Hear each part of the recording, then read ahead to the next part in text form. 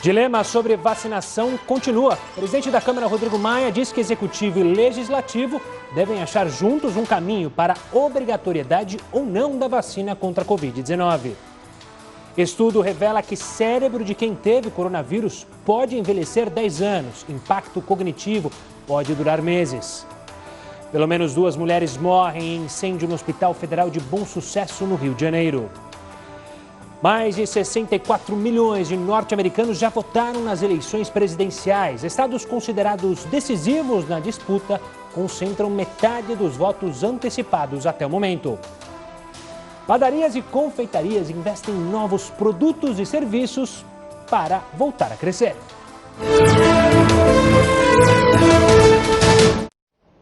Seja muito bem-vindo ao Jornal da Record News. Lembrando que esta edição também está ao vivo no nosso canal do YouTube e no Facebook da Record News.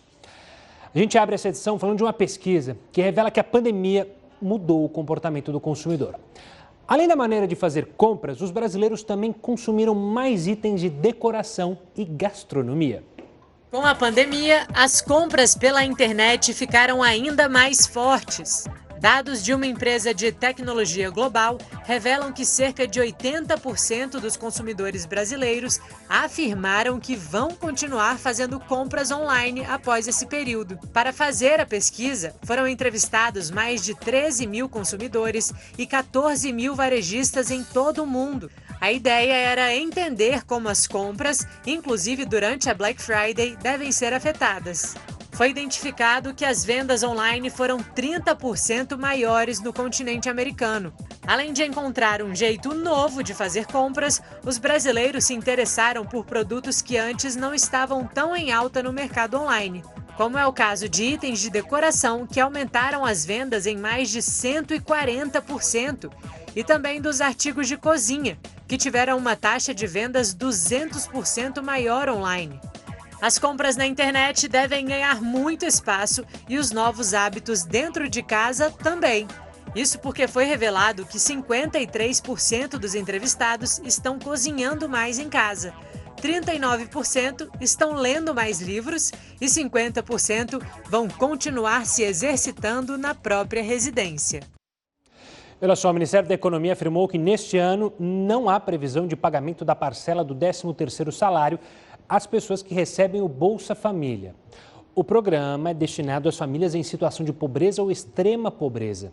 Em 2019, o governo do presidente Jair Bolsonaro havia editado uma medida provisória instituindo o pagamento na parcela no ano. Como isso ainda não ocorreu, não há previsão, então, do 13º. Agora a gente fala que a Polícia Civil descobriu que o empresário Paulo Cupertino, acusado de matar o ator Rafael Miguel e os pais dele, usa o nome falso de Manuel Machado da Silva. Para obter os documentos, o comerciante teria utilizado uma certidão de nascimento, a princípio verdadeira, em nome de outra pessoa. Acusado de assassinato pela Justiça, Paulo é considerado foragido e segue procurado pela polícia. O crime aconteceu no ano passado. Pelo menos 2 mulheres, as 2 internadas com Covid-19, morreram no incêndio do Hospital Federal de Bom Sucesso, no Rio de Janeiro. O hospital, que pegou fogo, estava irregular e apresentava instalações elétricas precárias. Na porta do hospital, dezenas de pessoas esperavam por informações. O bebê de Daiane nasceu prematuro e está há 3 meses na UTI. Desesperada, né? Vim correndo para cá para ter alguma informação. Os irmãos peruanos buscavam notícias da mãe, que havia passado por uma cirurgia. Me falaram que foi transferida para o Hospital Alberto Torres. 9 hospitais estaduais e municipais receberam os pacientes transferidos. Entre eles, o Hospital de Campanha do Rio Centro, que continua aberto para o tratamento da Covid-19. Quem viu o fogo de perto se desesperou. Alguns pacientes já estavam sedados quando o incêndio começou. Eu senti o cheiro da fumaça, ele estava já dormindo, aí eu abri a janela para ver, vi o fogo. Aí eu chamei o pessoal lá, falei assim, ó, tá pegando fogo aqui. Aí começaram a evacuar, mandar e foi aquele tumulto. A borracharia em frente ao hospital foi usada como abrigo enquanto o fogo era combatido. A gente abriu as portas aqui da loja para que todos ficassem aqui dentro em segurança. E assim, a gente atendeu todos, foi tudo tranquilo, todo mundo com vida. Ou agora todo mundo conseguiu ser transportado e graças a Deus deu tudo certo. 2 pessoas que estavam internadas na UTI não resistiram. Uma delas é uma mulher de 42 anos que morreu durante a transferência de hospital. Ela foi removida com vida da ala onde estava, mas não resistiu. A paciente tinha 75% dos pulmões comprometidos por conta da Covid-19. O filho de Núbia Oliveira soube da morte da mãe por telefone. Ao longo da tarde, algumas mulheres que tiveram bebês sem complicações foram liberadas. Bem aliviado que eu vou embora e feliz. A direção do hospital ainda não respondeu sobre as infrações cometidas pela instituição. A Polícia Federal instaurou um inquérito para apurar as circunstâncias do incêndio. E o presidente da Câmara dos Deputados, Rodrigo Maia, disse hoje que o Executivo e o Legislativo deveriam chegar juntos a uma solução sobre a obrigatoriedade ou não da vacina contra o coronavírus.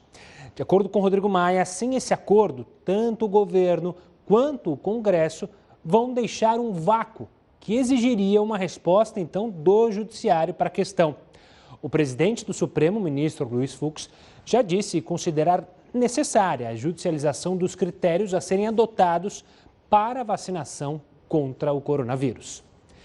E um estudo feito em um hospital na Espanha mostra que 80% dos pacientes internados com Covid-19 tinham deficiência de vitamina D. Para entender a importância dessa vitamina, eu converso com o endocrinologista Sérgio Setsu Maeda, presidente da Sociedade Brasileira de Endocrinologia e Metabologia Regional aqui de São Paulo. Doutor, obrigado pela participação aqui conosco. O estudo não é um estudo grande, né? É um estudo direcionado num hospital lá da Espanha, mas relata sobre essa deficiência da vitamina D. Por que a vitamina D é tão importante e qual pode ser a ligação que ela tem com essa doença, com esse vírus da Covid-19? Uma boa noite, doutor. Boa noite a todos. A vitamina D é um hormônio que está principalmente relacionado com a saúde óssea, mas a gente sabe que ela tem funções em outros sistemas, o que inclui o sistema imunológico, né, que nos faz a defesa contra as infecções e como lidar com substâncias estranhas dentro do nosso organismo. Em relação ao Covid-19, existem estudos que estão acontecendo no mundo inteiro, mas a exemplo desse que você cita, ele é um estudo que a gente chama ele de observacional. Ele simplesmente fez uma coleta de sangue, ele selecionou indivíduos que estavam internados no hospital com Covid e pacientes que eram saudáveis. E viu-se que os níveis eram mais baixos nesses indivíduos internados. O que a gente só precisa tomar muito cuidado na hora de analisar os dados é que é o tipo de estudo que ele não permite dizer que é por causa da baixa de vitamina D que eles tiveram Covid. Inclusive, a mortalidade, eles não conseguiram relacionar com os níveis da vitamina D e os próprios autores, eles ressaltam que esse estudo tem limitações. O que a gente ainda está esperando ao longo dos próximos meses é que estudos que deram vitamina D para o paciente que tem Covid mostrem ou não a melhora. Então, essa resposta ainda a gente não tem para dar. Existem várias moléculas, vários medicamentos que estão sendo testados, isso inclui a vitamina D, mas com o que a gente tem até o momento ainda não é possível afirmar que dar vitamina D vai melhorar o curso da infecção nesses indivíduos. E doutor, muita gente, quando surge notícias ligadas à Covid-19, acaba exagerando na dose, no sentido de muita gente começar a suplementar a vitamina D sem a necessidade. Isso não é indicado, né, doutor? Sem dúvida, né? O que a gente sempre prega é a correção quando existe nível baixo de vitamina D. O que a gente sabe é que quando os indivíduos têm nível normal e eles tomam a mais, a gente dificilmente vê benefício. Então, um benefício não só do ponto de vista ósseo, mas talvez do ponto de vista respiratório, a gente vê quando a gente trata aqueles que têm nível muito baixo. Então, alerta realmente a gente tem que fazer. O que a gente tem que orientar é que exista uma suplementação nos indivíduos de risco, principalmente idosos, pessoas que têm alguma restrição solar, mas nossa ideia é normalizar a vitamina D. Então, deixá-la em níveis muito altos, isso não é benéfico. Inclusive, traz riscos da intoxicação pela vitamina D, já que ela acumula no nosso organismo. Doutor, quero agradecer demais a sua participação aqui conosco e a explicação simples para você aí de casa entender um pouco mais sobre a vitamina D. Agora a gente vai falar de uma pesquisa que aponta que os anticorpos adquiridos por quem já teve a Covid-19 duram poucos meses. Em teoria, isso pode aumentar o risco de contrair a doença mais de uma vez. A queda de anticorpos foi observada em pacientes de todas as regiões do Reino Unido de diferentes faixas etárias. O estudo do Imperial College of London foi feito com mais de 350 mil pessoas. Na primeira rodada de testes, entre junho e julho, 60 em cada 1.000 pacientes tinham anticorpos detectáveis. Em setembro, a proporção caiu para 44 em cada 1.000. A redução foi maior em pessoas com mais de 75 anos. Ainda relacionado ao coronavírus, um novo estudo revelou que o cérebro de pessoas que tiveram a doença pode envelhecer 10 anos. O impacto cognitivo pode durar meses. Pessoas que estão se recuperando da Covid-19 podem sofrer impactos consideráveis nas funções cerebrais. Nos piores casos, o cérebro pode envelhecer 10 anos. O alerta foi feito por pesquisadores do Imperial College de Londres, no Reino Unido. A equipe descobriu que a infecção por coronavírus está ligada a déficits cognitivos consideráveis. Além disso, pessoas que se recuperaram, incluindo aquelas que não relatam mais sintomas, apresentaram déficits cognitivos. Os mais preocupantes foram registrados em pessoas hospitalizadas. O déficit cognitivo ele pode ser definido como dificuldade em nossas habilidades mentais. E nossas habilidades de atenção, concentração, memória, na nossa capacidade de raciocínio, linguagem. Então, tudo aquilo que envolve o processamento de informações, vai estar prejudicado se eu tiver um declínio cognitivo. O estudo analisou o resultado de mais de 84 mil pessoas. As conclusões ainda precisam ser verificadas por outros especialistas, como já é de costume na comunidade científica. Existem algumas críticas aí a esse estudo, como por exemplo, não sabíamos como era a cognição desses pacientes antes de contraírem a Covid. E uma outra crítica que existe é que nós não sabemos como essas pessoas vão se comportar a longo prazo, O declínio cognitivo, ele é deste momento, então pode ser um problema aí de curto prazo, mas sem dúvida nenhuma é um estudo que deixou todos nós aí em alerta. E a Rússia pediu à Organização Mundial da Saúde a aprovação do uso emergencial de uma vacina contra a Covid-19. Quem tem mais detalhes sobre o assunto é o Heródoto Barbeiro. Diga lá, professor. Olá, Gustavo. Essa questão da vacina russa até nos remete a um ponto interessante, que é o seguinte. Recentemente, Gustavo, nós tivemos aí a participação no jornal do Dr. Renato Kifuri, que é da Sociedade Brasileira de Imunização. Hoje, ele diz o seguinte, que o Brasil está bem na foto em relação à vacina do mundo, bem porque o Brasil entrou com uma grana lá na OMS. E o Dr. Renato diz o seguinte, que conseguir vacina, o Brasil vai conseguir. Onde é o gargalo, segundo ele? Até lembrando a questão da Rússia. O gargalo é a quantidade da vacina que o Brasil vai conseguir para poder vacinar todo mundo. Não vamos esquecer que nós somos 210 milhões de brasileiros e algumas dessas vacinas aí dependem de mais de uma dose. Então, esse é o depoimento de uma pessoa que está ligada à Sociedade de Imunologia. O outro é o seguinte, nós estamos falando de vacina russa. Hoje, a onda de pessoas contaminadas na Rússia bateu recorde. Teve 120 pessoas contaminadas num único dia na Rússia e somam agora 26.500. Então a Rússia tem 2 vacinas e não consegue aplicar no seu próprio povo. Olha que coisa curiosa. Uma vacina, a gente já falou dela aqui várias vezes, chamada Sputnik, aquele nome daqueles satélites. E a outra que eu fiquei sabendo hoje chama-se Epivac. Aliás, a Rússia faz o seguinte, ela pede na Organização Mundial de Saúde uma licença de emergência para que essa vacina seja aplicada. Ela está sendo aplicada no território russo e agora, logicamente, ela está vendendo para outros países do mundo. Não vamos esquecer o seguinte, não vamos esquecer que é uma briga comercial. Além de tudo, é uma briga comercial só de cachorro grande.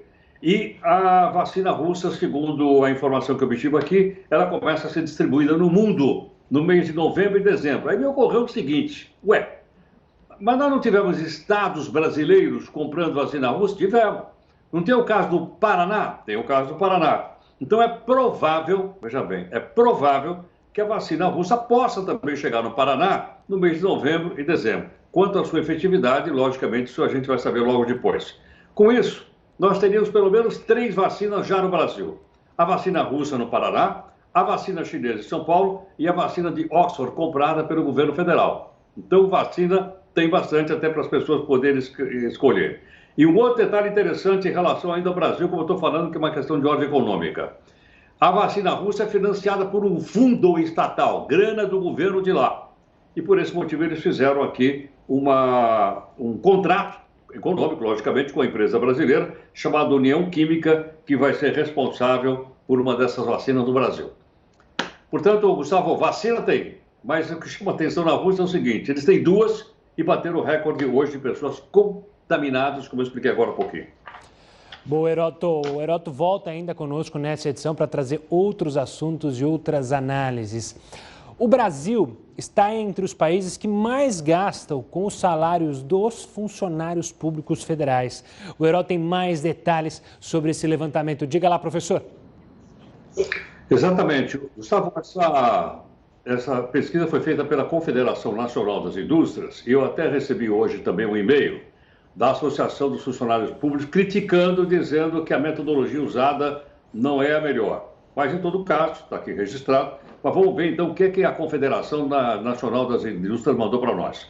Só para a gente saber quanto é que é a grana, quanto é que custa isso aí. Vamos lá. Veja bem, gasto com funcionalismo é só do Poder Executivo aqui, hein? Aqui não vai nem do Judiciário e nem também do Legislativo. Isso é só Poder Executivo Federal.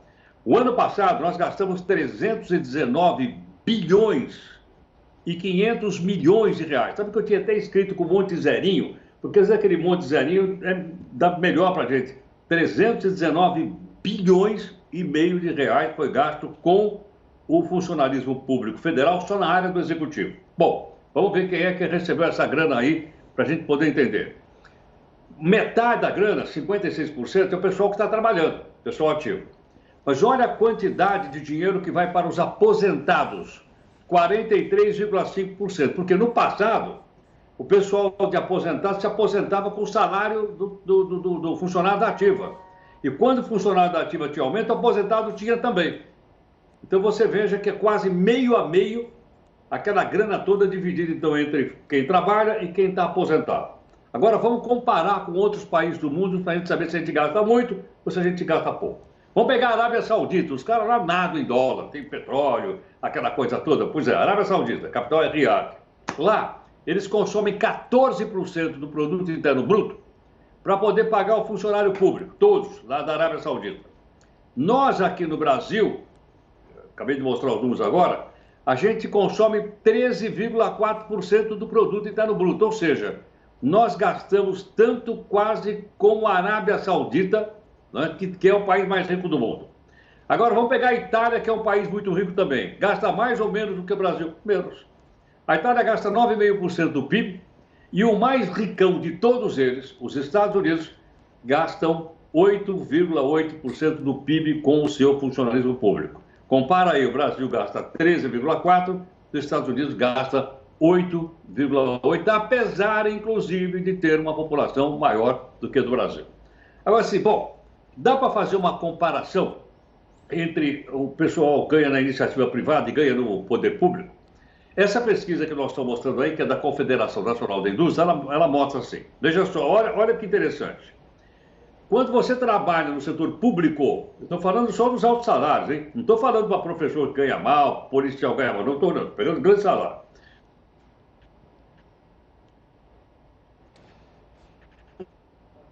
Quem trabalha na iniciativa privada. Por isso, muita gente quer ir para o funcionalismo público, mas daqueles cargos bem remunerados. Na Rússia é exatamente o contrário. Quando você é funcionário público, você ganha 14% a menos do que ganha o trabalhador da iniciativa privada na Rússia. E no caso dos Estados Unidos, também é a mesma coisa. O funcionário público lá ganha menos do que o trabalhador da iniciativa privada, menos 4% em média, segundo essa pesquisa aí que foi feita pela Confederação Nacional da Indústria. Então é um dado interessante, sai do nosso bolso. E agora, Gustavo, saindo do nosso bolso, por falar no nosso bolso, você tem aí o impostômetro para a gente mostrar aí para o pessoal ou não? Seu pedido é uma ordem, está aí. Olha quanto nós já pagamos de imposto esse ano para o governo federal, estadual e municipal. 1.671 bilhões. 529 vai por aí afora. Ok ou não? Banca tudo isso e mais aqueles 2 bilhõezinhos que eles estão gastando na campanha eleitoral, que a gente vai mostrar daqui a pouquinho, né, Gustavo? Exatamente, Heródoto. É bilhão e trilhão que não falta mais. O Heródoto volta daqui a pouquinho aqui conosco no Jornal da Record News. Vamos falar de um dos setores que mais sofreram impacto negativo com a pandemia, que foram as padarias e confeitarias. Mas para se manterem no mercado, foi necessário investir em novos produtos e serviços. E mesmo assim, muitos empresários tiveram que fechar as portas. Osivaldo é dono de padaria há 4 anos, mas há mais de 24 atua na área de panificação. Como diferencial, se preocupa em oferecer comodidade, qualidade e produtos variados para fidelizar e conquistar clientes. De segunda a segunda, produz de 30 a 40 tipos de pães diferentes. Hoje a gente está trabalhando, focando muito nas redes sociais, né? E implantamos também o delivery, né, na nossa empresa para poder estar atendendo essa demanda por causa dos idosos, né, das pessoas debilitadas que não estão podendo sair por causa da pandemia. Os funcionários da padaria passaram por um rigoroso processo de treinamento. Aproximadamente 5.000 pães do tipo francês e 40 variedades de bolos saem do forno diariamente. Não demitimos ninguém, né, em meio a essa situação toda que nós estamos passando. Estamos fazendo malabarismo, né? Mas estamos conseguindo manter o nosso quadro de funcionário, né? Hoje a gente trabalha em cima de festivais. Todo dia tem um tipo de festival na padaria, né? De segunda a sexta. Festival de salgado, festival de bolo, festival de sobremesa, festival de pães. Então, isso que tem nos sustentado. Mais de 64 milhões de norte-americanos já votaram nas eleições presidenciais. Estados considerados decisivos na disputa concentram metade dos votos antecipados do país até o momento. Para entender o que isso significa, eu vou conversar agora com Pedro Costa Júnior, que é cientista político e professor de Relações Internacionais, e entender essa reta final lá nos Estados Unidos. Professor, vamos dividir essa conversa justamente entre os dois candidatos desse bipartidarismo americano. Quero começar falando do Joe Biden. As pesquisas apontam ele como possível vencedor, mas são pesquisas baseadas no voto direto. E a eleição americana não é decidida pelo voto direto, mas sim indireto. Mesmo assim, você acredita que nessa reta final, Biden está confiante com a vitória? O partido está confiante com uma vitória nas eleições da semana que vem? Boa noite, Gustavo. Boa noite da Record News. Abraço fraternal também para o meu amigo Heródoto, que faz tempo que eu não vejo. Bom, sua pergunta, ela, na verdade, é a pergunta de $1 milhão, né? Quer dizer, quem vai chegar na frente das eleições mais importantes do mundo? Que tal todo o sistema internacional, todo mundo está de olho, né? O Biden tem um ligeiro favoritismo, de acordo com a média das pesquisas, é o que vem apontando, enfim, todos os institutos norte-americanos, né? Mas não significa que ele vai vencer as eleições. Tá? É preciso lembrar que nas eleições passadas, em 2016, o presidente Trump também, né, não estava como favorito, né? Pelo contrário, todos os institutos de pesquisa também apontavam como favorita a candidata a presidente, então, a ex-secretária de Estado, ex-senadora Hillary Clinton. E, no entanto, embora ela tenha ganhado o voto popular, que pode acontecer novamente esse ano, a sua pergunta vai muito bem feita exatamente nesse sentido, não é, Gustavo? Ela venceu o ano passado, na eleição passada, em 2016, com quase 3 milhões de votos a mais. No entanto, ela teve menos delegados, menos representantes no colégio eleitoral, que é o que conta nos Estados Unidos.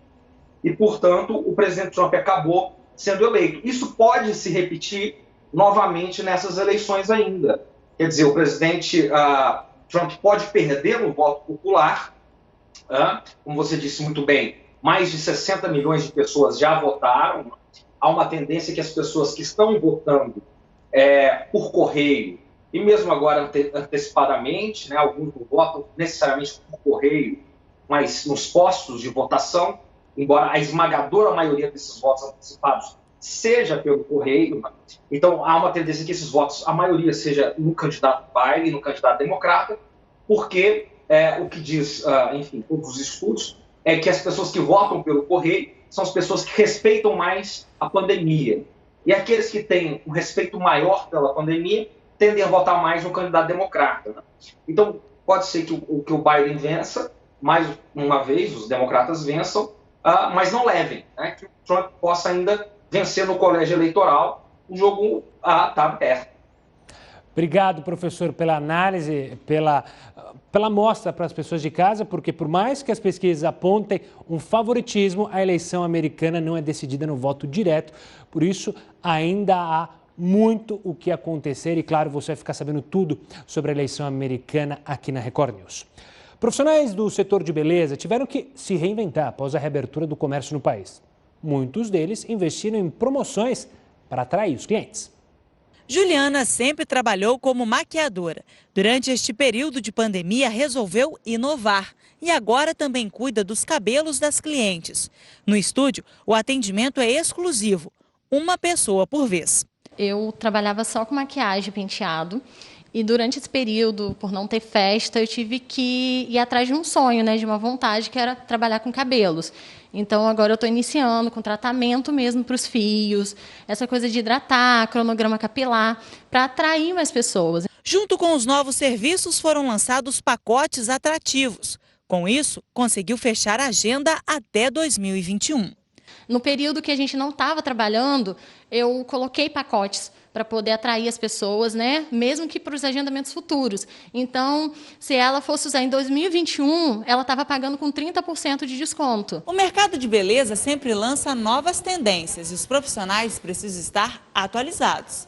Até porque os clientes são muito exigentes e querem sempre os melhores resultados. Uma pesquisa internacional aponta que o Brasil é o 4º maior mercado de beleza e cuidados pessoais do mundo, incluindo cosméticos para cabelos e pele, além de perfumes e produtos de higiene pessoal. O país fica atrás apenas dos Estados Unidos, China e Japão. Já na categoria de fragrâncias, os brasileiros estão em 2º lugar, atrás apenas dos americanos. E a previsão para os próximos anos é animadora. Segundo a mesma empresa de pesquisa, para 2023, o aumento pode chegar a 20,6%. Wesley se especializou no tratamento de cabelos, principalmente em coloração e reconstrução dos fios. Fez investimentos altos em equipamentos e produtos de boa qualidade. O mundo da beleza que é um mundo que muda muito de tendência, então sempre a gente tem um portfólio muito grande de cor, então o profissional tem que estar sempre atualizado em técnicas novas, porque a clientela chega e ela vem buscando coisa nova, né? Foi adiada para esta quarta-feira a reunião sobre o futuro da deputada federal Flor de Lis. A reunião da mesa diretora da Câmara dos Deputados já estava marcada para esta terça. Flor de Lis foi denunciada como a mandante do assassinato de seu ex-marido, o pastor Anderson do Carmo. A mesa vai analisar um parecer que recomendou o encaminhamento do caso para o Conselho de Ética.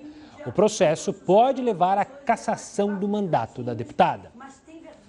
Vamos agora com a opinião do colunista Rodrigo Constantino. Com o fracasso do governo petista, ser de esquerda passou a ser mais motivo de vergonha do que de orgulho. E muitos esquerdistas tentaram então se adaptar e usurpar o termo liberal para si. Mas são liberais de um tipo muito peculiar e esquisito. O liberal à brasileira defende, por exemplo, o inquérito arbitrário e ilegal do STF, que, com base no pretexto de combate ao discurso de ódio e às fake news, pratica censura. Apoia o PCC, o maior partido comunista do mundo, por pragmatismo, pois a China é nosso maior parceiro comercial, como se isso fosse sinônimo de termos que abaixar a cabeça e adotar uma postura subserviente, de capacho, de vassalo ao que vem de lá. Prega também a vacina obrigatória, em nome da ciência e do interesse coletivo, e por aí vai. Como o tal interesse coletivo é um conceito bastante vago e fluido, que nunca é definido de modo preciso, acaba servindo de justificativa para as ações mais arbitrárias e totalitárias que se possa imaginar. Esses liberais são do tipo que enaltecem os esquerdistas, Fernando Henrique Cardoso e Obama, como ícones do liberalismo, mas demonizam Paulo Guedes e a agenda reformista liberal do governo Bolsonaro. São liberais simpáticos ao plebiscito no Chile, que provavelmente vai produzir uma nova Constituição bem mais populista.